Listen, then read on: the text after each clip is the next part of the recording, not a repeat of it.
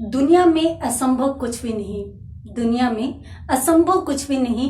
हम वो सब कर सकते हैं जो हम सोच सकते हैं। इसी के साथ स्वागत है आपका आपके अपने YouTube channel Phephana Hindi classes में।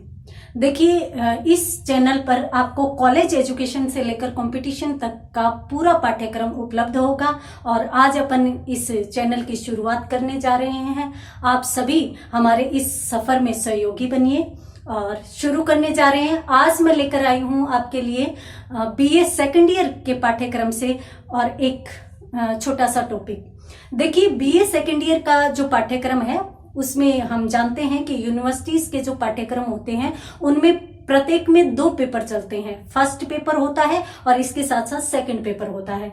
तो BA पार्ट सेकंड के सेकंड पेपर में जो एकांकी एवं नाटक का जो पाठ चलता है, सामान्यतः उसमें सभी एकांकियां ही होती है। नाटक का सामान्य परिचय एवं उद्भव एवं विकास उसका पढ़ना होता है। तो एकांकियों का जो सिलेबस आपके रहता है उन्हीं में जो विभिन्न एकांकियां दी गई है उनमें से पहला एकांकी और पहले एकांकीकार डॉक्टर रामकुमार वर्मा, जिनका परिचय आज अपन इस क्लास में पढ़ेंगे। तो देखिए, चलते हैं डॉक्टर रामकुमार वर्मा के पास। डॉक्टर रामकुमार वर्मा का अध्ययन करते हैं। शुरुआत करते हैं अपन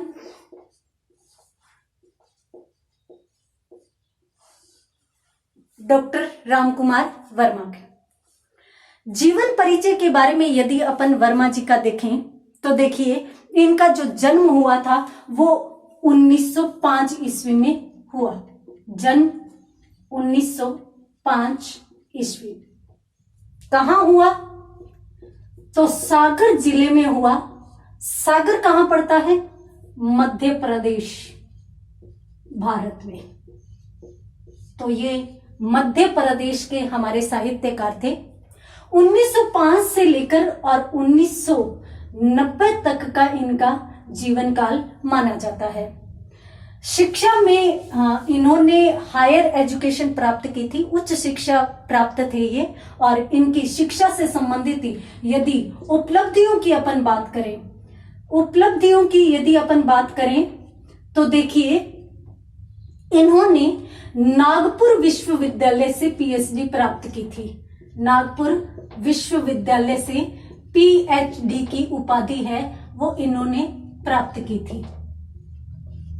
PhD की उपाधि प्राप्त की थी। किस विषय में? जाहिर सी बात है, हिंदी में। और हिंदी में किस ग्रंथ पर इन्हें PhD की उपाधि प्राप्त हुई थी? कौन सा ग्रंथ लिखा था? तो हिंदी साहित्य इतिहास से संबंधित ग्रंथ में। हिंदी साहित्य इतिहास से संबंधित इनका ग्रंथ कौन सा था? हिंदी साहित्य का आलोचनात्मक इतिहास। देखिए, यहां पर मैं थोड़ा सा परिचय बताना चाहूंगी। हमारे हिंदी में साहित्य जो लिखा जाना प्रारंभ हुआ था वो 19वीं 20वीं शताब्दी की, साहित्य पहले से लिखा जा रहा था, लेकिन साहित्य इतिहास जो ग्रंथ लिखे जा रहे थे उनकी जो शुरुआत है वो 19वीं से 20वीं शताब्दी में मानी जाती है। और उस क्षेत्र में यदि अपन बात करें तो सबसे पहले जो इतिहास ग्रंथ लिखा था, साहित्य इतिहास ग्रंथ लिखा था, वो लिखा था फ्रेंच विद्वान गार्सा द तासी ने। लेकिन उसी क्रम में आगे जाकर डॉक्टर रामकुमार वर्मा ने भी एक साहित्य इतिहास ग्रंथ लिखा जिसका नाम था हिंदी साहित्य का आलोचनात्मक इतिहास। यह एक शोध परख ग्रंथ था, इसलिए नागपुर विश्वविद्यालय द्वारा इन्हें इस ग्रंथ के तहत या इस ग्रंथ के लिए PhD की उपाधि है वो प्रदान की। इसके साथ साथ अगर अपन इनकी शिक्षा से संबंधित ही उपलब्धियों के बारे में यदि देखें तो देखिए, ये प्रयाग जो विश्वविद्यालय है, प्रयाग विश्वविद्यालय, इसमें ये हिंदी के प्राचार्य नियुक्त हुए थे और प्राचार्य के साथ साथ ये वहां पर विभागाध्यक्ष के रूप में भी कार्यरत थे। प्राचार्य थे, इसके साथ साथ विभाग का अध्यक्ष के रूप में भी ये वहां पर कार्यरत थे। इसके अलावा अपन उपलब्धियों की बात करें तो देखिए इनकी एक महत्वपूर्ण उपलब्धि थी जो 1963 में, या फिर मैं यूं कहूं 26 जनवरी 1963 ईस्वी में साहित्य में संपूर्ण योगदान के लिए इन्हें भारत सरकार द्वारा पद्म भूषण की उपाधि है वो प्रदान की गई थी। पद्म भूषण की उपाधि से अलंकृत किया गया था।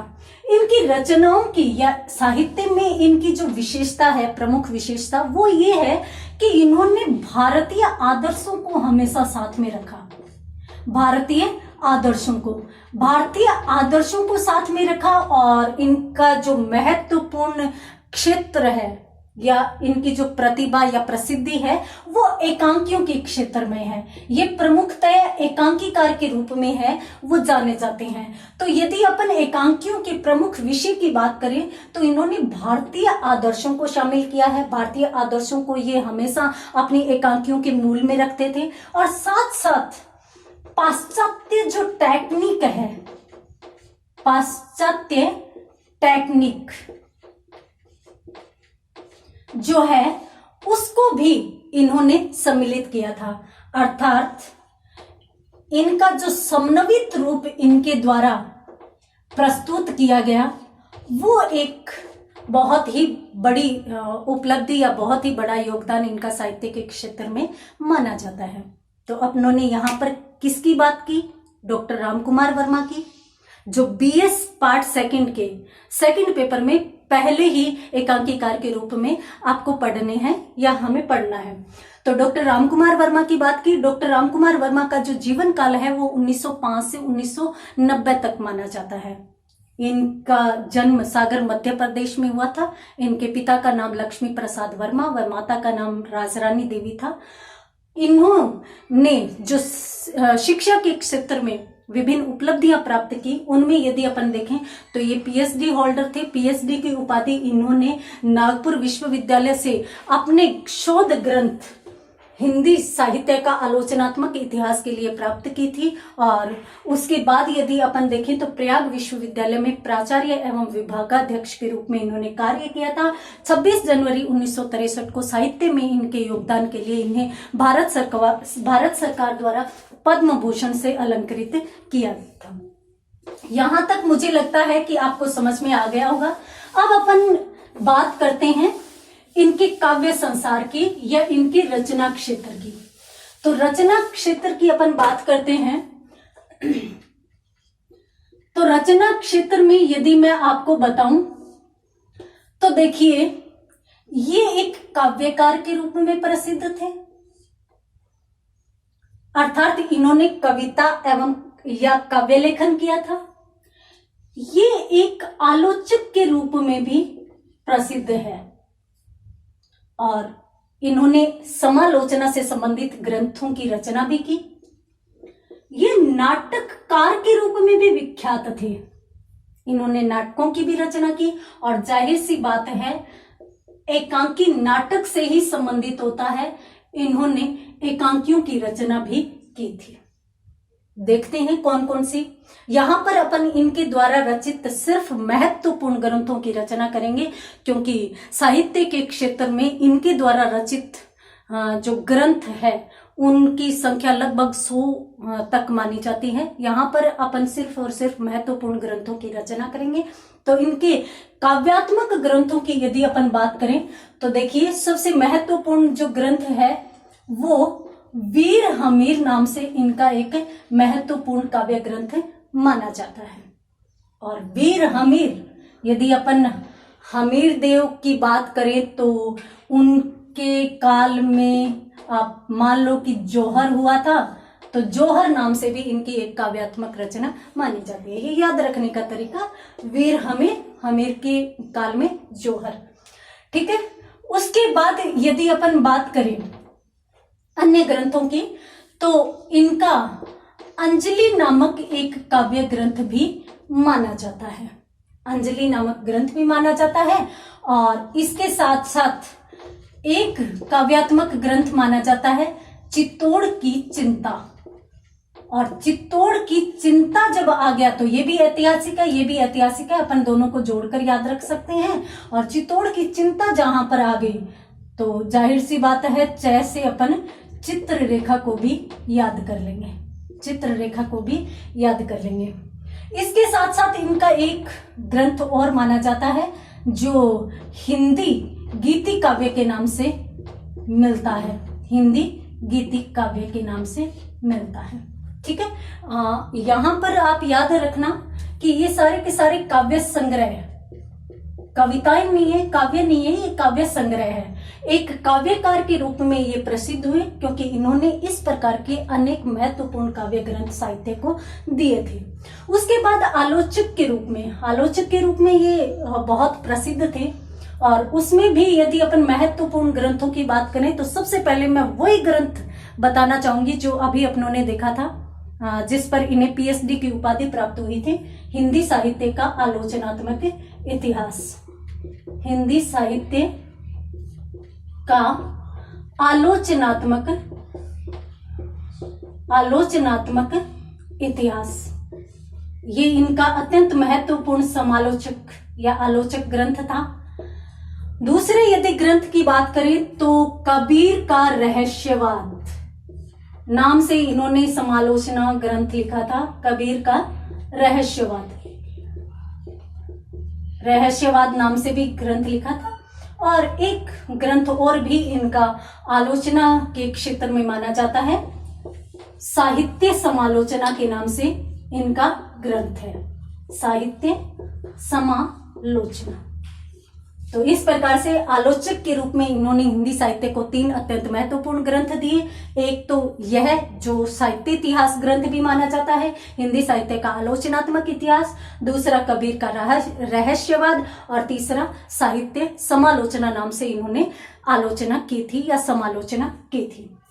अब आते हैं अपन नाटककार के रूप में इनके विभिन्न ग्रंथों पर।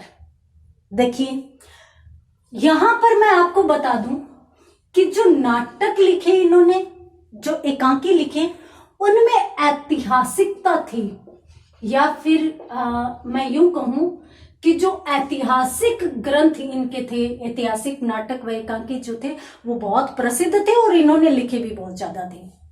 नाटककार के रूप में इनके जो नाटक हैं वो यदि अपन देखें तो इन्होंने ऐतिहासिक नाटक लिखे थे लगभग। एक तो शिवाजी नाम से लिखा था, एक लिखा था जयवर्धमान नाम से लिखा था, कुंती का परिताप भी लिखा था, कुंती का परिताप, महाराणा प्रताप नाम से भी लिखा था, महाराणा प्रताप। और जो महाराणा प्रताप अपन पढ़ रहे हैं तो पैसे एक और अपन देखेंगे, पृथ्वी का स्वर्ग। हमारे राजस्थान की प्रशंसा महाराणा प्रताप के नाम से मानी जाती है, और जो स्वर्ग है वो अपन प्रशंसा या अच्छे शुभ के अर्थ में लेते हैं। तो महाराणा प्रताप के साथ पृथ्वी का स्वर्ग जो रचना है, जो नाटक है, वो याद हो जाएगा। और इसके साथ साथ महाराणा प्रताप की जो प्रसिद्ध थी वो कृपाण थी। तो अपन देख सकते हैं कला और कृपाण नाम से भी एक ग्रंथ माना जाता है। देखिए इसका और इसका वैसे कोई संबंध नहीं है, मैं सिर्फ याद करने के तरीके से बता रही हूँ। शिवाजी, जयवर्धमान, कुंती का परिताप, महाराणा प्रताप, पृथ्वी का स्वर्ग, कला और कृपाण, ये इनके महत्वपूर्ण नाटक थे। और इसके साथ साथ एक और भी महत्वपूर्ण नाटक था जिसका नाम है तैमूर की हार, ये भी इनका महत्वपूर्ण नाटक माना जाता है। यहाँ पर मैं बता देती हूँ कि हिंदी साहित्य के इतिहास में डॉक्टर रामकुमार वर्मा का जो योगदान है वो काव्यकार के रूप में, आलोचक के रूप में, नाटककार के रूप में और एकांकीकार के रूप में माना जाता है। यहाँ पर अपनों ने 3 चीजें देखी है। एक तो काव्यकार के रूप में इनके काव्य ग्रंथ देखे हैं। काव्य ग्रंथों में अपन वीर हमीर और जोहर एक साथ याद रख लेंगे, चित्तौड़ की चिंता और च से ही चित्ररेखा, ये दोनों याद एक साथ कर लेंगे। तो फिर हमें अंजलि और हिंदी गीति काव्य 2 ही याद करने पड़ेंगे। उसके बाद आलोचक में एक तो अपन पहले ही पढ़ चुके हैं, हिंदी साहित्य का आलोचनात्मक इतिहास, कबीर का रहस्यवाद और साहित्य समालोचना, ये 3 इनके महत्वपूर्ण ग्रंथ माने जाते हैं। नाटककार में लगभग सारे के सारे ऐतिहासिक नाटक हैं। शिवाजी, महाराणा प्रताप, तैमूर और कुंती, इन 4 पात्रों के नाम याद रख लो। तैमूर हो गया और कुंती हो गई, शिवाजी हो गए और महाराणा प्रताप हो गए। ये 4 पात्र याद रख लो, 4 ग्रंथ याद हो जाएंगे, 4 ग्रंथ काफी रहेंगे। शिवाजी जयवर्धमान, कुंती का परिताप, महाराणा प्रताप पृथ्वी का स्वर्ग, कला और कृपाण, तैमूर की हार, ये इनके महत्वपूर्ण नाटक माने जाते हैं। चूंकि अपन यहाँ पर जो बुक पढ़ रहे हैं, जो बीए सेकेंड ईयर के सेकेंड पेपर की शुरुआत अपन करने जा रहे हैं, उसमें अपन जो पढ़ने जा रहे हैं वो एकांकियां पढ़ने जा रहे हैं। तो एकांकियों का जो विस्तृत परिचय है वो अपन इस क्लास में पढ़ेंगे। इनके द्वारा रचित एकांकियों का विस्तृत परिचय। हमने काव्य देख लिए, हमने आलोचक ग्रंथ देख लिए और उसके साथ साथ हमने नाटक भी देख लिए। अब अपन पढ़ने जा रहे हैं डॉक्टर वर्मा द्वारा रचित प्रमुख एकांकी संग्रह। प्रमुख एकांकी संग्रह, या फिर मैं यूं कहूं कि एक एकांकीकार के रूप में इनका महत्वपूर्ण योगदान। इनके महत्वपूर्ण एकांकियों को यदि अपन देखें, एकांकी संग्रहों को यदि अपन देखें, तो देखिए इनका जो सबसे पहला एकांकी माना जाता है बादल की मृत्यु। ये एकांकी है जो 1930 ईस्वी में प्रकाशित हुआ था। और आपको मैं बता देती हूं, वर्मा द्वारा रचित ये प्रथम एकांकी था। और जो कुछ समीक्षक है वो इनके द्वारा रचित इस एकांकी को हिंदी के क्षेत्र में भी या हिंदी का भी प्रथम एकांकी स्वीकार करते हैं। ये इनके बारे में विशेष उल्लेखनीय बात है। तो देखिए, बादल की मृत्यु डॉक्टर वर्मा द्वारा रचित प्रथम एकांकी माना जाता है और कुछ समीक्षक इसे हिंदी का प्रथम एकांकी भी मानते हैं। उसके बाद अपन देखें तो पृथ्वीराज की आंखें इनके द्वारा रचित एक महत्वपूर्ण एकांकी है। उसके बाद देखें तो रजत रश्मि। यहां पर पृथ्वीराज आया ना तो रै से शुरू किया उन्होंने, रजत रश्मि हो गया। उसके बाद रिमझिम हो गया, रै से ही रिमझिम हो गया। और रै से ही अपन एक और याद कर लेंगे, रेशमी टाई। ठीक है, यहां पर बादल की मृत्यु को तो अलग से अपन याद ही रख लेंगे क्योंकि ये पहला एकांकी है। पृथ्वीराज की आंखें, तो रै से अपन क्या करेंगे, रजत रश्मि, रिमझिम और रेशमी टाई, तीनों एकांकियों को याद कर लेंगे। उसके बाद यदि अपन देखें तो इन्होंने ऐतिहासिक एकांकी एक लिखा था जिसका नाम था दीपदान, जो पन्ना धाय के योगदान को लेकर लिखा गया है और यही एकांकी आपके सिलेबस में भी चलता है। और इसके बाद यदि अपन देखें तो एक एकांकी था औरंगजेब की आखिरी रात, ये भी इनका महत्वपूर्ण एकांकी है। इसके साथ साथ कौमुदी महोत्सवम भी इनका महत्वपूर्ण एकांकी माना जाता है।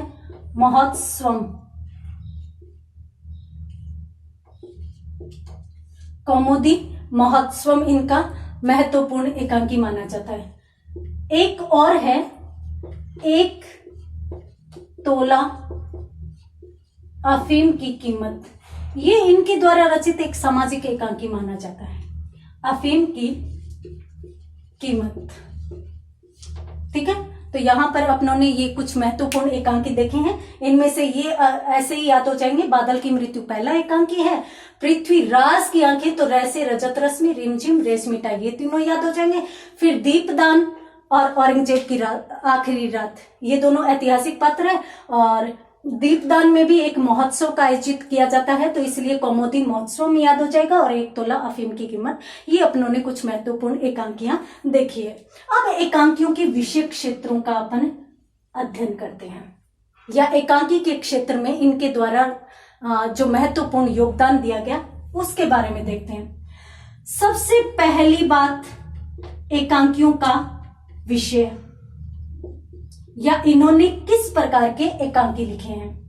तो देखिए, इनके द्वारा ऐतिहासिक, पौराणिक व सामाजिक एकांकी अधिक लिखे गए थे। वैसे इन्होंने हर एक विषय पर लिखा था, परंतु ऐतिहासिक, पौराणिक और सामाजिक जो इनके एकांकी थे वो उत्कृष्ट एकांकी माने जाते हैं। ठीक है। अब अगली बात, ये जो सभी जो एकांकी लिखे इन्होंने, चाहे वो ऐतिहासिक हो, चाहे वो पौराणिक हो, चाहे वो सामाजिक हो, उनमें कौन सा विषय अधिक प्रधान था। तो देखिए, 2 विषयों पर इन्होंने अधिक लिखा था। 2 विषयों पर कौन सा?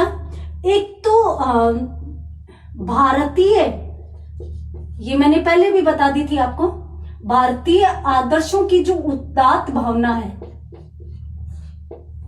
आदर्शों की उदात्तता, वो इन्होंने वो अपने एकांकियों में बनाए रखी थी।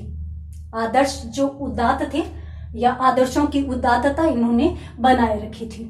दूसरा, इन्होंने जो प्रमुख विषय बनाया था अपने एकांकियों में, वो था सौंदर्य व